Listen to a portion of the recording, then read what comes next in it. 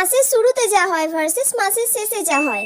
অফিসের জন্য অনেক লেট হয়ে যাচ্ছে, তাড়াতাড়ি করে বেরোতে হবে বাবা। আরে টিফিনটা নিয়ে যা, টিফিনটা নিয়ে যেতেই তো তুই ভুলে যাচ্ছিস। না মা, আমি কোনো টিফিন নেব না, আমি ক্যান্টিন থেকে খাবার কিনে খেয়ে নেব। তোমার হাতের এই রোজ রোজ একই রকম খাবার খেতে আমার একটুও ভালো লাগে না। আমি ক্যান্টিন থেকে খাবার কিনে খেয়ে নেব, না হলে বাইরে থেকে খাবার অর্ডার দিয়ে নেব।